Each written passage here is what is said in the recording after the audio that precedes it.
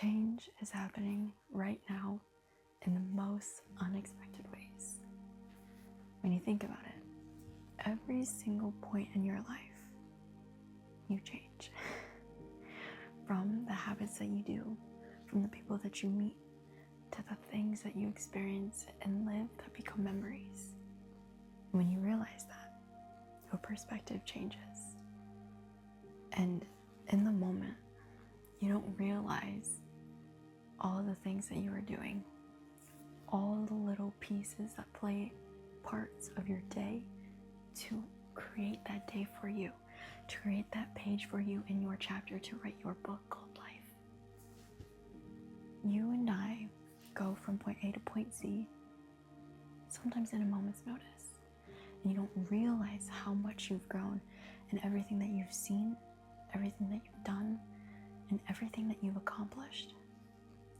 And when you think about it, it's kind of crazy. Like, I've heard about like winter arcs, spring arcs, summer arcs, and fall arcs. Just like 4-month chunks of the year, or 3-month chunks of the year. And we're so close to closing out the 3rd chunk of the year, or the 4th chunk of the year. And in that moment, you are transitioning into the first arc of winter, I guess. And you look back and you think, wow, if I could tell myself a year ago everything that I know, they would be blown away. And it's crazy. And it's crazy how much a year, 365 days, 52 weeks can make. Because you grow every single year, you grow every single week, and you might not notice it, that every single week compiles into a month, into 2 months, 3 months, 4 months, and then you're at the end of the year, or at the end of the semester, or at the end of the work period, or at the end of the quarter. And what I think is the hardest part is when you end that quarter and you're done until that new arc comes about. And you have to renormalize your day, reconfigure the things that you do, that you're interested in, that you put forth and you put your mental forth into. And when you go from 100 miles an hour to 0, it is so hard. I know I've said this before in a video, but it is. It truly is so hard because you are wired to run on such a high capacity, to be able to do the things that you do, to be able to achieve everything that you've been wanting to achieve. And when you no longer have to run at that pace, you slow down. But your brain's telling you, yo, let me speed up. I gotta keep this engine going real fast, real hard, real quick. But the thing is, I think in times and in life, there are steady seasons. And it's weird because my semester is over. Like, I'm home, as you guys know, and it's weird being back home and not having to run at 1,000 miles an hour. And I just wanna keep doing this at 1,000 miles an hour just because that's what I'm used to. I literally, on like a typical Monday, Wednesday, I go wake up at 5:30, go to some practice at 6, come back, eat breakfast, go to like lab at 8, work till 9, 9's my bio class, 9 to 10, 10 to 11 is my accounting class. Usually eat lunch from like 11 to like 12, or like eat a quick lunch and then go from like 11:30 to 12:30 working on stuff. 12:30 to 1:30 I would have class. 1:30 to 2:30 I would work with like my lab manager. 2:30 I would probably go back for a snack, and then like 3 I would like work until like, I don't know, 5:30, 6 on like homework.